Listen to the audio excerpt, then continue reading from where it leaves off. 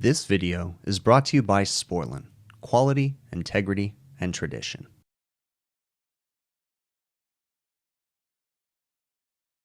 All right, today we have a Dell-fueled refrigerator that is not working properly. So the customer says that it's just not working. Looks like it hasn't been working for a while. Looks like we've got some trash in here. Got some stuff to clean out. But we need to figure out what's going on here. So let's go ahead and come on around back. I have the unit plugged in and it's pretty beat up on the back of it. We come in here, we're plugged in, but we have no power here. Or at least we have no display, I should say. So we need to open up the back of the unit. This is obviously an R-290 cooler, says so right there. So we need to open up the back of the unit, get access to the temperature controller, which on this particular unit, if you don't understand the sequence of operation, the temp control on this guy is the brain, does everything for you. Runs the evaporator fan motors, compressor, all that. So we're gonna open the back of this guy up and have a look in there and see what's going on. All right, I gotta be honest, I kinda already have an idea what's going on here when I walked up to the unit, because the restaurant informed me that they've been having a pest problem and they've been mitigating or trying to eliminate this problem by having their pest control company come in and fog the restaurant basically to kill the pests. So in this case, this right here is all roach crap, and I don't see any active guys running around, which means that the restaurant has been doing, looks like, a good job. I don't know for sure if the roach problem is what caused the issue or not, but it's pretty good odds that it is. So we need to go ahead and test power at the temperature controller, because we should have power right here. Therefore, the temp control should be calling. We need to look into that. All right, we have 120 volts going to the controller, and we have no display on the controller. Now, this particular controller, if it was powered off at the power button, would have a single decimal on it, and we have nothing. So we have a bad controller, all right? But we're not gonna stop there. Now, the controller's bad. There's probably nothing I can do, you know, to turn the system on, really. I mean, I could jump stuff out. But the point that I want to make is we always want to look further, look at the big picture, okay? Just because we have a bad controller, now we're going to have to order that controller. We don't want to come back and find out that we have more problems, okay? So we want to do everything in our power to look further, right? Look at the big picture and try to find any other potential problems. So off the top of my head right now, I'm thinking we can run a leak detector across the box, okay? Now, it's not running. We're not gonna put gauges on it and check pressures because it's not running, but at least I'm gonna do a leak search on it. So we're gonna get the leak detector out, open up the evaporator, and leak check the condensing unit. We're also gonna look at the hot spots. On this particular unit right now, the hot spots are gonna be that hot gas condensate heater and the evaporator. Those are the two most common places for leaks. Sometimes you'll see them at the compressor terminals too, or compressor connections too. Okay, we have our evaporator right here. It's a capillary tube system. I am using a combustible gas leak detector. It's the Infocon GasMate. Start up at the refrigeration lines. Braze joints can always be a leak point. Something going on there, okay. But we want to look a little further into the sides. Pretty good leak detector, so it usually picks them up pretty well. And then we bring this guy onto the bottom. Okay, we'll run it very slowly across the bottom.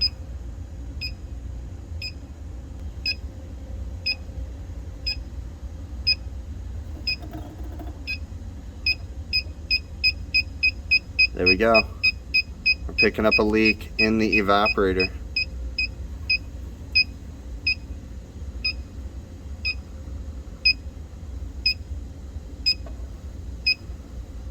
So we were picking it up over right in this area right here.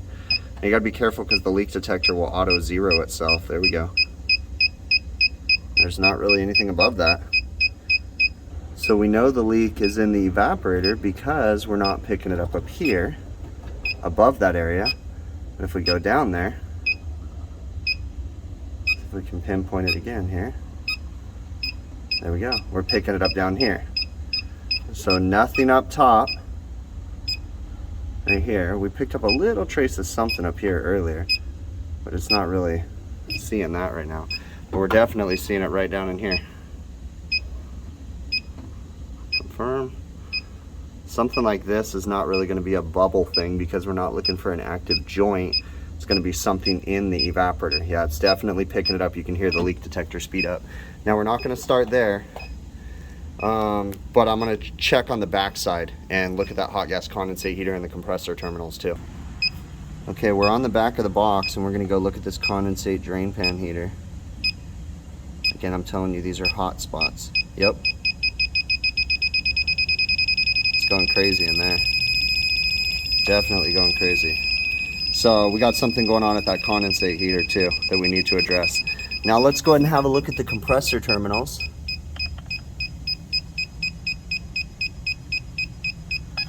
Oh, we better let this leak detector calm down.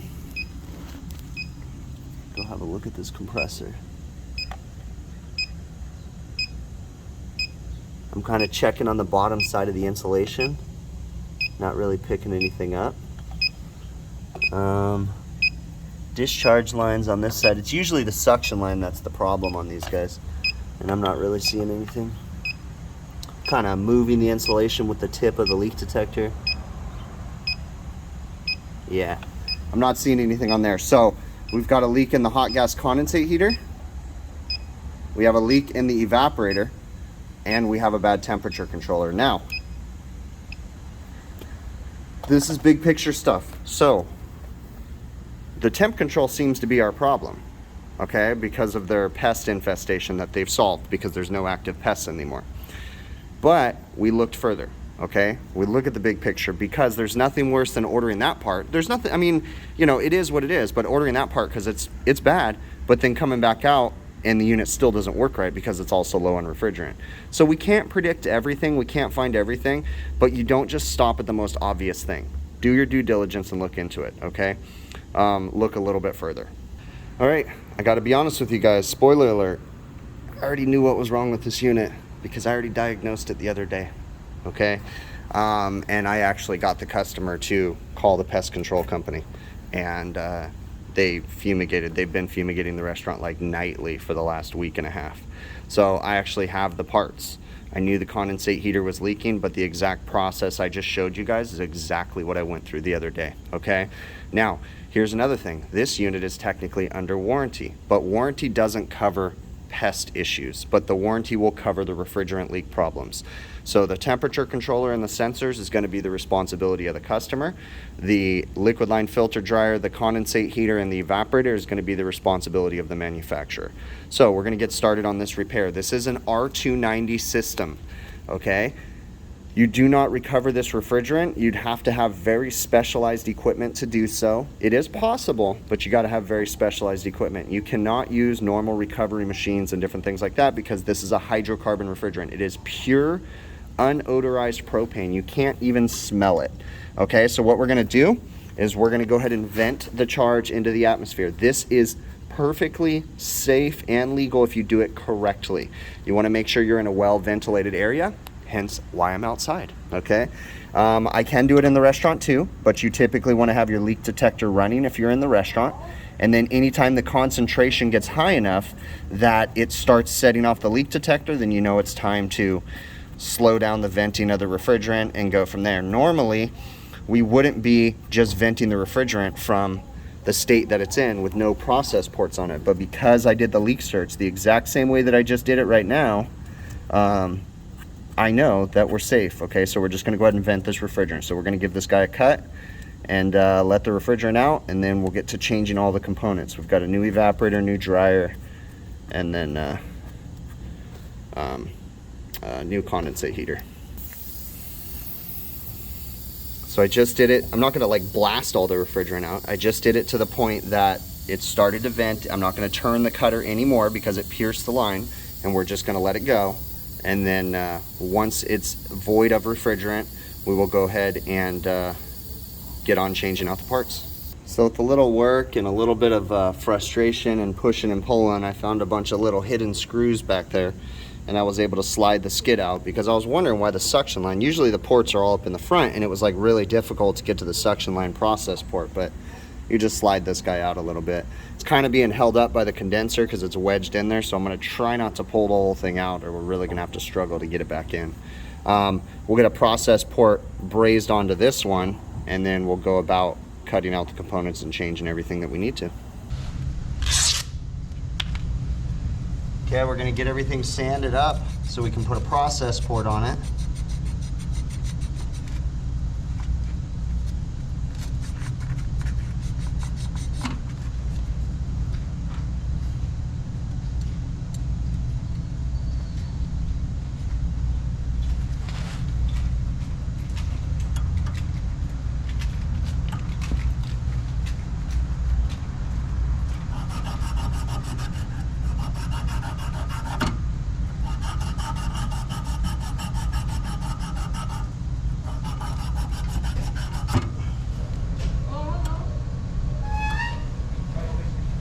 Gonna hook up the nitrogen now, put it on the braze setting. You're gonna hook it up to here. Now I don't have anything connected, but we're gonna go ahead and purge the system real quick, just to vent some nitrogen through the system to kind of dissipate some of the, and I can feel nitrogen coming out the other side, just to kind of make sure that we're getting any, you know, potential pockets of propane out of the picture, okay? Coming through nice and good. We're gonna go ahead and put it on the braze function, and we're gonna braze this guy on. Always paying attention that there's the potential that something can ignite, so we're just being ready for that. Take my rubber gloves off so I don't melt them. I'm using a 0 tip on my torch. Very small flame. I can pinpoint the heat really well. Okay. Running it across the port to see if we get an active flame, and we don't.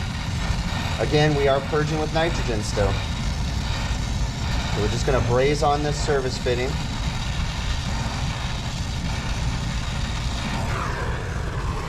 We're good. We're good. All right, so we got a service fitting on there. We'll cool it off. And then now that we got that service fitting on there, we can come down here, and you can see it right there. Now that we got that on there, once we cool it off, we can purge with nitrogen the entire time through that, and still actively change the dryer and be able to get into that, okay? So we leave the nitrogen just flowing, just to kind of get rid of anything.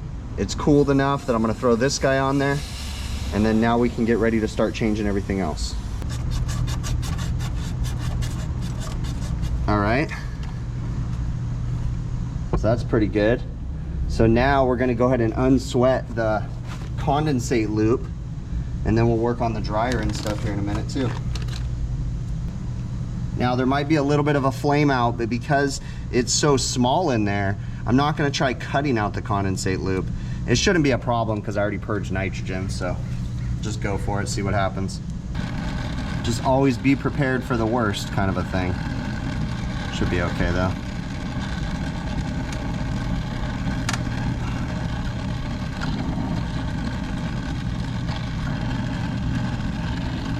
There we go. Came right out. No worries. Undo this one real quick. We're keeping everything intact because this is a warranty job, so we want to return the parts so they can evaluate them if they want them. There we go. Condensate heater's out. Now we just got to fish it out of there and get the new one fished in there. Unfortunately, it looks like I got to pull this whole condensing unit out. I didn't want to, but I don't think there's another way to get this guy out.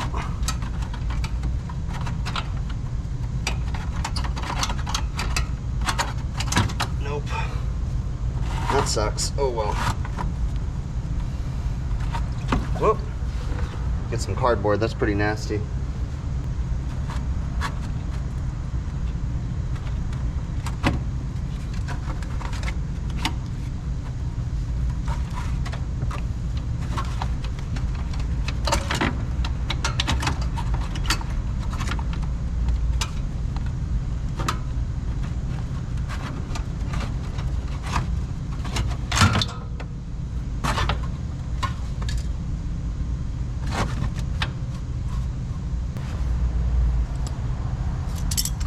this guy sanded up before I get it in there. We should be able to pipe right into it.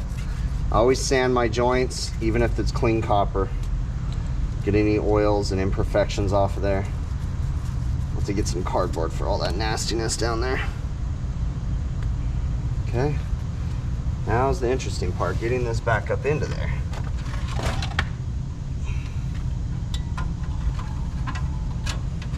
There's that. Okay, so that guy's in. Now we need to get this drain pan back in. Kind of feel like I should clean the drain pan. It's pretty nasty. I'm gonna go try to find a hose and rinse it out. Okay, I got some cardboard under there. Rinsed out the drain pan. Gonna fish this guy back up into here. There's little hooks on it. We can get these back in. Little plastic hooks.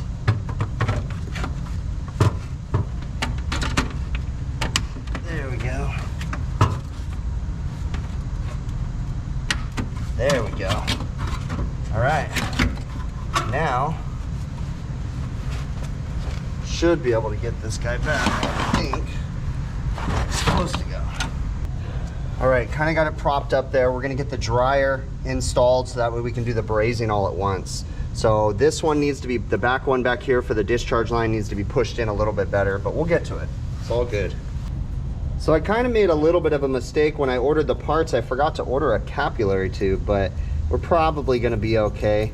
The cap tube's not the problem, but it's one of those things, if you're changing the evaporator coil, you should change the capillary tube. Same thing if this thing had an expansion valve, I would change the expansion valve too. So that was my mistake, but we should be okay. Just sanding up the dryer. This is a special dryer. You want to go OEM with the dryers because the capacity, if you try to put a 3 cubic inch dryer in there, you might have a problem with this one because it has too much volume and it would take more refrigerant. Okay, so we are still actively purging with nitrogen.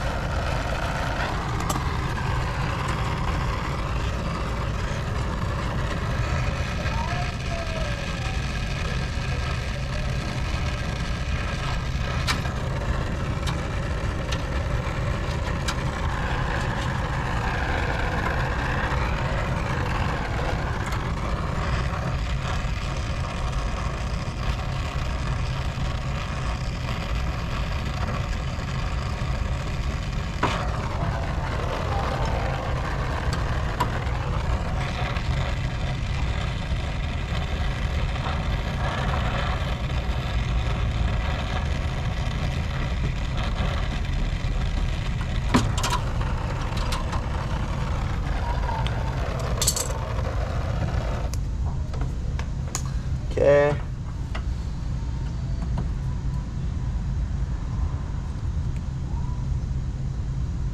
There we go. That's on.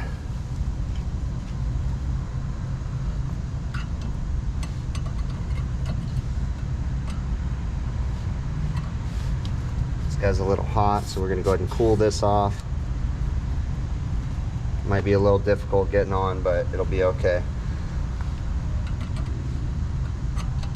Try to push it in if you can instead of having to heat it up. It can become problematic if you have to heat it up, but it kind of oblonged itself.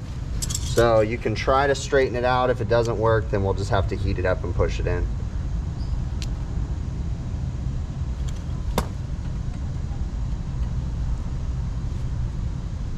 Perfect.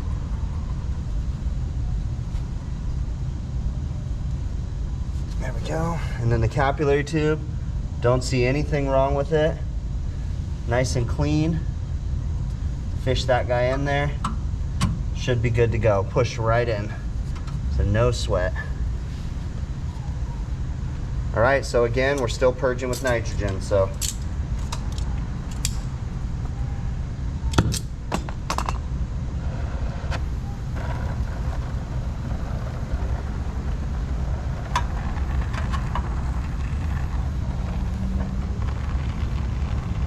This guy pushed in all the way, so I don't need to worry about this one.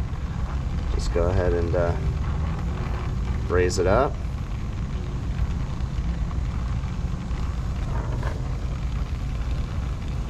There we go. We're gonna go ahead and do this hard one in the back because I like to get the difficult ones done first. Go ahead and take off my glove back there. There we go. And let's try to push this guy in a little bit. It's kind of tricky back here. So kind of tricky. It's not gonna be perfect. Try not to burn the place down. There we go, it went right in. Just needed a little heat. Now we're gonna get some solder on it. Again, cleaning everything before, that way when we're in there, we're good to go. Okay, that's good. Now we're gonna do the last part where the dryer's at. And you can see the little bit of smoke coming out because we're purging with nitrogen still. That's good. Whoops, got a little crazy with the torch. It's okay. That is a plastic drain pan, so I was being very careful not to heat that up. It's all good, life happens, not always perfect.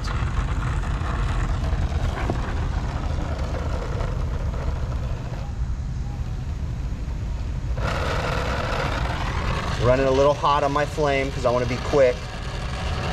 Not too concerned about protecting the dryer, it should be fine.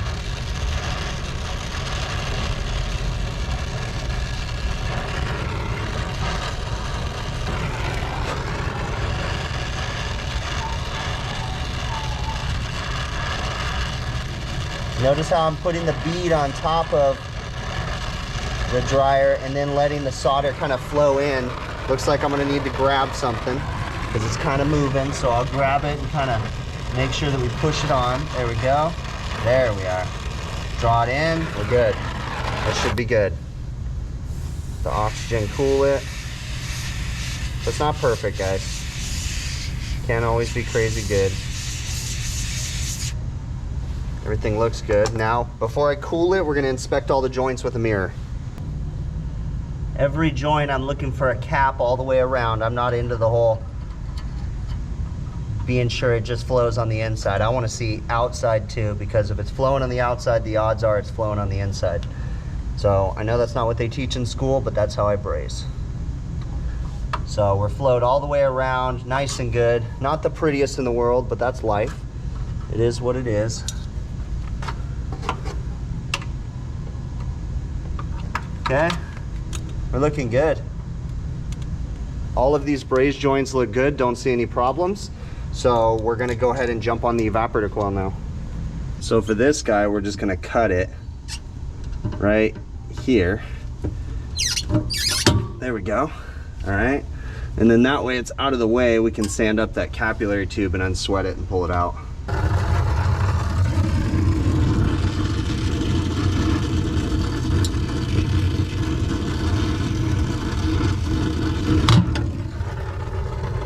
Wow, that was barely in there, like 1/16 of an inch. And we are changing these probes, by the way, so that's why I'm not really too concerned about them. I'll move it out of the way just for giggles anyways.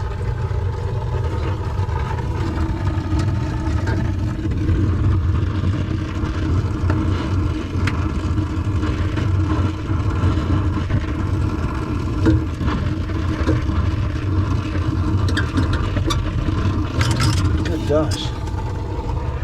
That was difficult. They really shoved that cap tube into that thing. I mean, that's good. You just didn't expect it to be that difficult. Okay, that evap will come right out now. Shouldn't be a problem at all. Just a couple screws.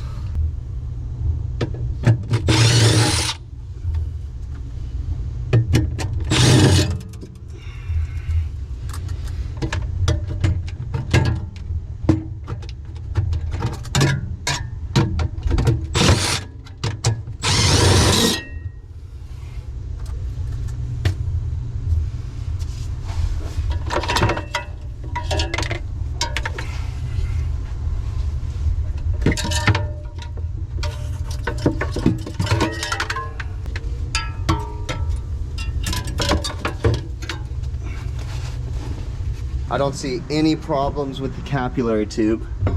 So it's fine the way that it is. We're just gonna shove that guy in and get it soldered in.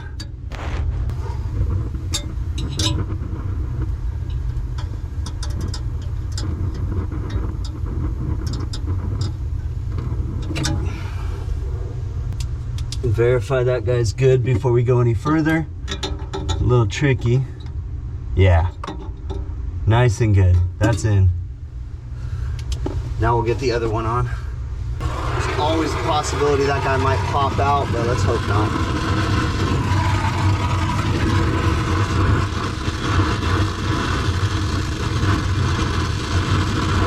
Ah, yeah, it's popping out. We'll try something here.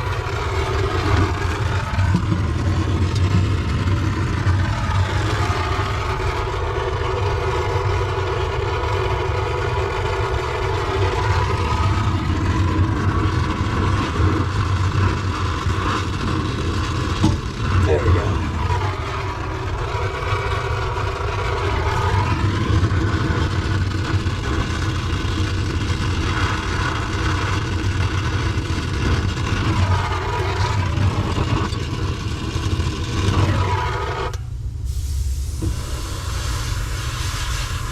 I always use oxygen to cool it. I know it's probably not right, but that's what I do. Before we cool it, inspect the weld or braze joint, make sure it's good. Looks great, looks great. Now, you're not supposed to cool a braze joint either with water. Rapid expansion, they say, could crack it and stuff, but when you got sensitive components, you don't want to overheat things. Sometimes you got to do what you got to do. Man, that was a chore to get that cover on. What a pain in the butt. Nothing lined up, but I got it. So now we're gonna flip it around to the back side, and we've got to do a pressure test and pull an evacuation on this guy. An important test when working with capillary tube systems, you want to pressurize the high side, and as you're adding pressure to the high side, make sure the low side's closed, and you want to see the pressures bleed through, meaning it's running through the capillary tube and that the capillary tube is not restricted. Okay, so we're going to pressurize this guy up to about 150 psi and then do a pressure test on it to make sure that we don't have any leaks. So we're almost there, just kind of a little bit at a time kind of a thing. Went ahead and changed the temp control, cleaned up the section there a little bit. I'm not going to go super crazy, but we're just about where we want to be. And we'll go ahead and close these guys off. And then when I'm doing my pressure test, close off the nitrogen, that way you eliminate all that excess pressure. Go ahead and, there we go. Looks like we went a little over, but I open up the low side and the high side when I'm doing the nitrogen pressure test. Because there's no solenoid valves anyway, so it's open to itself. Then we're gonna go ahead and hit tightness test. You wanna give it a few minutes once you put the gas in there, because it kind of stabilizes out and takes a minute. But then once it's kind of stabilized and not moving around the pressures too much, then you're going to go ahead and hit start and give it some time and let it do just a standing pressure test to see what happens. So the manifold has a pressure test built in where it uses a timer. You can also put a temperature clamp, so it'll tell you pressure differential based on temperature, but I'm not too worried about that. So while we're doing the pressure test, I'm going to start cleaning up, wrapping up my torches, cleaning up the boxes and everything. All right, so it's been running for about 8 minutes, 0.1 psi. I'm not concerned about that, so we're going to go ahead and get the vacuum pump running on this guy now. All right, we're going a little crazy with the vacuum, a little bit bigger than usual. Usually don't use these big hoses. Go ahead and open the gas ballast to get the majority of the stuff out of there. Now I have 2 micron gauges on here because I want to point something out here in a minute. The reason why you put a micron gauge on here is just to test your pump. Notice that this one says 2,000 microns and dropping, but yet this one doesn't say anything. This is the furthest point from the vacuum pump. So you don't want to put a micron gauge on the vacuum pump. It's not really telling you what's going on in the system. It's so important to understand how micron gauges work. So I'm pulling from the suction side. I have the micron gauge on the liquid side, so that's the furthest point. It's pulling through the entire system and then making its way back to the liquid side. So it's so important to understand how those work.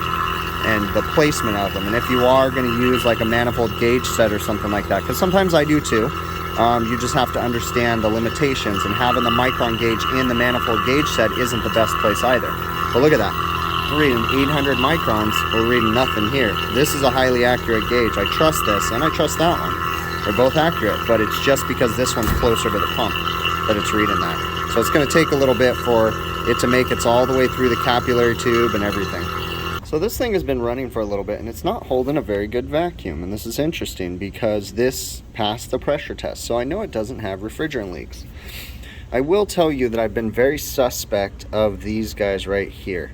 Many times when I actuate them, I notice that they leak, and I kind of wonder if they're leaking because we're slowly rising all the way up to 2000 microns and we're isolated off. So we're going to try putting normal gauges on this and taking the core removal tools off and just pulling through the shraders.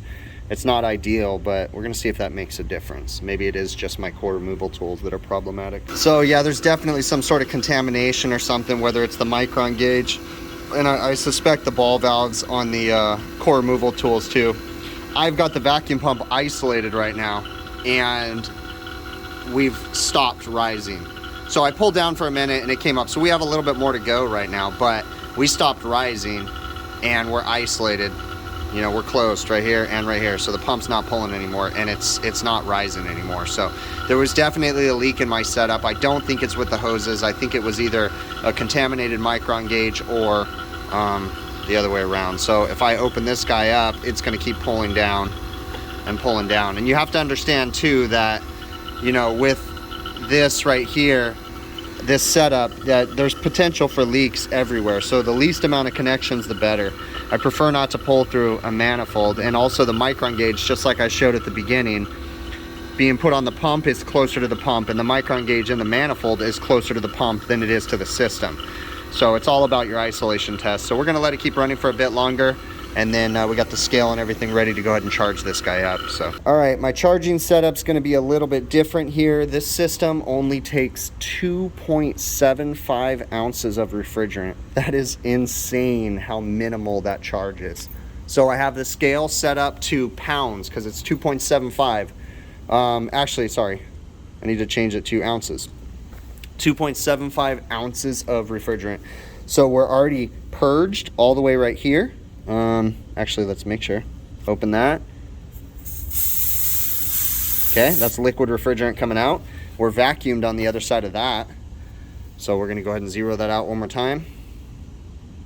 And we'll go ahead and put in 2.75 ounces. That's almost embarrassing. We're putting it in on the high side. The system is not running. Okay. And there we go. Good gosh, I can't believe how little that charge is. That's insane. So we're being careful because we don't want to move anything. We don't want to kick anything. My hose, it's going to change everything. So we're just adding the refrigerant until we get to the 2.75 ounces. All right, I shut it off. 2.8 ounces, that's how the scale read. So we left it at that. I had taken off the low side port once the system was pressurized. I'm not necessarily going to put service gauges on this guy. If it comes down to temperature, then I'll just leave it be. It'll just depend on where we're going to go. Evaporator fan motor's running like it should be. We're good there. We still need to put the drain pan back in place and put the drain hose on the drain pan, but we want to see this unit operate a little bit. Temperature controller starts in a defrost. It's got that weird thing just because the camera, it's solid on my side. So hold down the defrost button. Compressor's running. Like I said, I'm not putting gauges on it yet. We're gonna see if it comes down in temperature. I don't know if I'm gonna put gauges on it or not because of the low charge. I don't wanna potentially lose more refrigerant. I'm baffled that it's only 2.75 ounces. That's crazy. All right, we're at 42 degrees right now and dropping, so it's kicking butt. We're just putting the box back together, and we're gonna give it back to the customer and let them do their thing with it here shortly. On these boxes, it's normal for when the compressor shuts off, the evaporator fan motor will cycle. It'll cycle on and off based off of an algorithm in the control. So the compressor's satisfied, it's 36 degrees right now, and the evaporator fan motor just turned back on. But yeah, they gotta clean out the inside of that box too. So, but yeah, that's all we're gonna do for them today. This thing's operational. They can do their thing with it. R-290 repairs don't have to be scary. They don't have to be difficult if you just take your time and think about it. Look at the big picture. You can fix them and it's not a big deal, right? So this one started as a temperature controller replacement because they had a pest issue, right? But I don't just stop at that. Now, the reason why I do this, the reason why I have the big picture mindset is because I've learned from my mistakes via not looking at the big picture, right? So I kind of have a hunch, like, and I really want it to become common practice, and I've been talking to my own employees about this. When we go up for something, it's so easy just to turn on an electronic temperature control. I'm not asking everybody to soap every joint and go crazy, just a real quick leak detection with a temperature controller. It's easy enough. Just run it across it. And here in this situation, I know these are very common to leak. Okay, this unit is, I don't know, 1.5 years old or something like that is what it was. And of course, temperature controller was bad because of the pest problem, but ran the leak detector across and found 2 refrigerant leaks. One at the evaporator coil. Again, we don't just stop at the first leak, right? Because there could be more. And we ran it across the condensate heater and around the condense unit, and we found it on the condensate heater too. So I do this on walk-in coolers, walk-in freezers, you know. I try to be as thorough as possible. Also, though, you have to be realistic, right? You can't spend 7 hours trying to find other problems, you know, so you have to be practical with it. But I was able to find refrigerant leaks, and I was able to do that without even having to tap into the system. The system obviously never had service ports put on it because it was still a newer reach-in. So we solved those problems. Now I want to address something right off the bat. I did not take the service ports off this system when I was done with the repair. Okay, I did not. I used to do that. I've told my employees they don't have to do that anymore. Okay. It's one thing if I'm doing a warranty repair for a customer that I don't normally service, then I would probably consider pulling those service ports off. But for the safety reasons, I'm not going to be taking those off because it is kind of sketchy when you have to pinch off the line and then braze it shut with flammable refrigerant on the other side, because if you overheat it, I'm not so much worried about myself, but I'm worried about someone else hurting themselves. So that has become my company policy. I don't care what or who says it. If, you know, I'm not going to be doing that. Now, like I said, it's one thing if it's a customer that I don't normally service, but I don't do warranty work for people I don't service anyway. So it is what it is. We're leaving the service ports on. Usually what I do is I will take some red electrical tape or something and wrap it around the caps just to let someone know, hey, think about this, okay? Now, the whole concept of them not putting service ports on these systems, my understanding of it is that it's to make us think before we put service gauges, okay? Now, point is that I worked on this entire system. The entire time, I had no idea how much refrigerant it took, okay? Until I went to go repair it, and I was like, dang, it only takes 2 ounces? Holy crap. Okay, had I put my service gauges on there, it would have been low on charge, okay? 2 ounces with normal service gauges, even with smart probes, because I typically work on these smaller reach-ins with smart probes anyways. So had I put my tapped into the system, I would have put smart probes on there. But even still, with smart probes, with 2 ounces of refrigerant, you know, that little spray back and stuff, you're going to lose refrigerant. So, right, you got to be cautious about that stuff. I've made the conscious decision no longer to cut off the service ports. Now, I'm the owner of the company. I can make that decision. You got to keep in mind that you need to talk to your management. You need to talk to your supervisors and decide whether or not they want you to continue doing that stuff. Okay. Don't get yourself in trouble because you're not following proper procedures. All right. So when you're working on R-290 systems, it's really not that big of a deal. Basic refrigeration practices, cut out as many components. But like I said in the video and like I practiced, sometimes it's not practical on these tiny little reach-ins to cut out components because, you know, things are really tight. You can't really get in there. You don't have the room to cut certain things out. If you're working on a big system, it's really easy to cut components out and, you know, you can work with it. But on these small things, it can be hard, okay? So sometimes you got to unsweat things, right? So that's why it's so important to sweep the system with nitrogen before you make any repairs. I'm a firm believer in following proper practices and following manufacturers' recommendations to an extent, okay? And when it comes to taking the service fittings off, you know what? I don't want that risk, so I'm not going to take them off anymore, okay?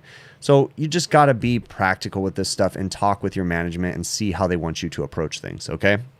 So the repair on this, other than that, really isn't that big of a deal. I changed an evaporator, I changed a dryer, and I put in a new temperature controller. It really wasn't a big thing, okay? But, you know, we still got to follow proper practices. We still got to be safe, right? I was able to work outside, so I didn't have to worry about venting the refrigerant. I didn't have to worry about open flames or anything like that. If you're working in the building, you could still do it. Just got to be cautious. Be running your leak detector when you're venting the charge. That way you don't get oversaturated in the area that you're working in. Try to be practical. Don't be working near open flames. Don't be smoking a cigarette when you're doing this. Okay, you got to be smart about this kind of stuff. Nobody wants an accident. For real.